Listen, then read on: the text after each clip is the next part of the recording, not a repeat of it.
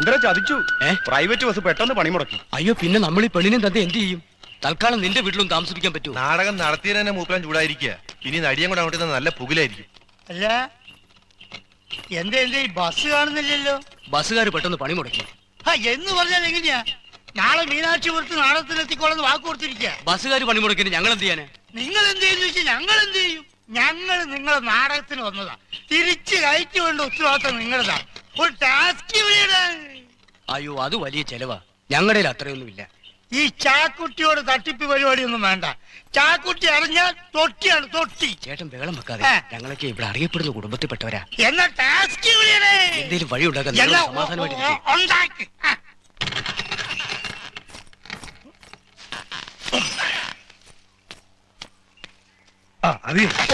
നീ കച്ചിയും കൊണ്ട് വരുമ്പോഴേക്കും ഞാൻ ഒന്ന് മോന്തിട്ട് വരാം. മോന്തുന്ന നീന്തുന്നൊക്കെ കൊള്ളാം. വല്ലവന്റെ മേക്കിട്ട് കയറി ഒന്നും തള്ളും ഉണ്ടാക്കിയ ഇടയ്ക്കറ എന്നെ കിട്ടില്ല.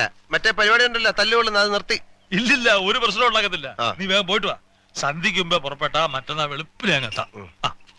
എന്താ വടി? പട്ടി ശല്യം. കഴിഞ്ഞ പ്രാവശ്യം എന്നെ കുറെ ഓടിച്ചതാ. എവിടെയെങ്കിലും വെച്ച് കിട്ടുവാനെ. ചേട്ടാ, ഈ വണ്ടി കയറ്റി വിട്ടാലോ? കണ്ട കാളന്റെയും പോത്തിന്റെയും പുറത്തേറി പോവാനേ ഈ ചാക്കുട്ടിനെ കിട്ടൂല. നീ ടാസ്ക് അമ്മാവാ, ഇവിടുന്ന് എങ്ങനെങ്കിലും നമുക്കൊന്ന് പോവാം. നീ ചുമ്മാ നേടി. ഈ തട്ടിപ്പൊന്നും ചാക്കുട്ടിന്റെ അടുത്ത് നടക്കൂല. ടാസ്ക് അതെ, നമുക്കൊരെണ്ണം അകത്താക്കിയിട്ട് വഴി ആലോചിക്കാം. ഒന്ന് അകത്താക്കിയിട്ട്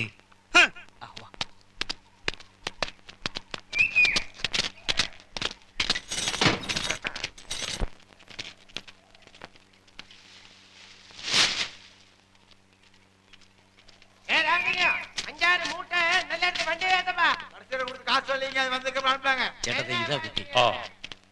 എന്തുവാ പേര്? കാർത്തുമ്പി. വെളുക്കുമ്പോ മീനാക്ഷിപുരത്തെത്തും. ബസൂരിയുടെ 4 ഇരട്ടി കൊടുക്കാന്ന് പറഞ്ഞിട്ടാ ചേട്ടൻ സമ്മതിച്ചിരിക്കുന്നേ. അമ്മാവനെവിടെ? ഇപ്പൊ വരും. പുള്ളിക്കാരനെ സമ്മതിച്ചു. കാശൽ കൊച്ചേ, ആ വണ്ടിയിലോട്ട് കയറി.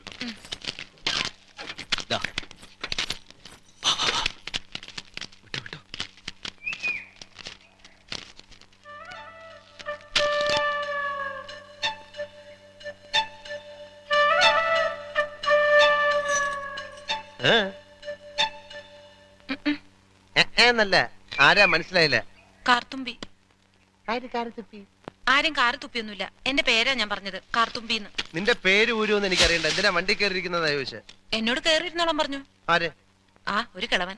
അങ്ങനെ ഒരു കിളവൻ പറഞ്ഞാൽ കേറിയിരിക്കാനുള്ള വണ്ടി ഒന്നുമില്ല. ഇങ്ങോട്ട് ഇറങ്ങ വേണ്ടേ? പിന്നെന്തിനാ കാശ് എണ്ണി വാങ്ങിച്ചത്? ആര്? ഒരമ്മാവൻ. ഏതമ്മാവൻ? എനിക്കൊന്നും അറിഞ്ഞൂടാ. പോയി ചോദിക്ക്, അയാളാ ഷാപ്പിലുണ്ട്. ദേ വരുന്നു. അങ്ങോട്ട് ചോദിച്ചോളൂ, എന്താ ചോദിക്കണമെന്ന് വെച്ചാ.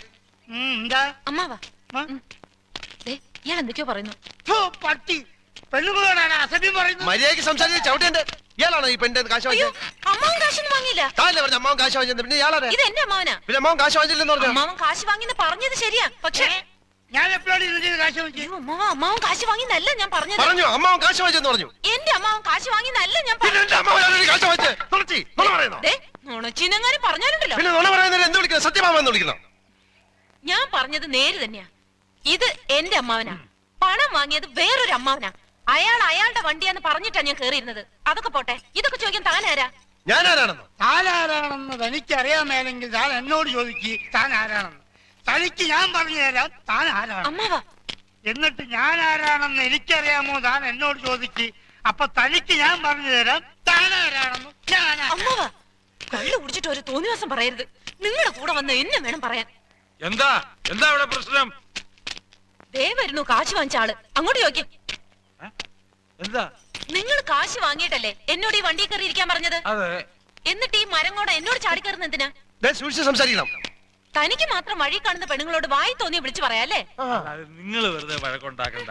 ബസ് സമരം കാരണം ഇവര് വഴി കുടുങ്ങിപ്പോയി. അപ്പൊ വണ്ടി വെറുതെ പോവല്ലേ, ചേതമില്ലാത്തൊരു ഉപകാരമില്ലാന്ന് വിചാരിച്ച് ഞാനും പറഞ്ഞു കയറിക്കോളാം. ഇവരെന്താ കാശ് ചെയ്യുന്നേ? നിങ്ങളുടെ കാശ് പെട്ടിയും മട്ടി എന്താന്ന് വെച്ചാൽ ഇറക്കിയ ഈ വണ്ടി പോകത്തില്ല. എനിക്കെങ്ങും വേണ്ട.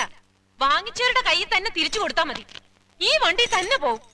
നിങ്ങൾ കാശ് വാങ്ങിയില്ലായിരുന്നെങ്കിൽ അവരെങ്കിലും ഞങ്ങളെ കൊണ്ട് വിട്ടേനെ. വിടരുത്.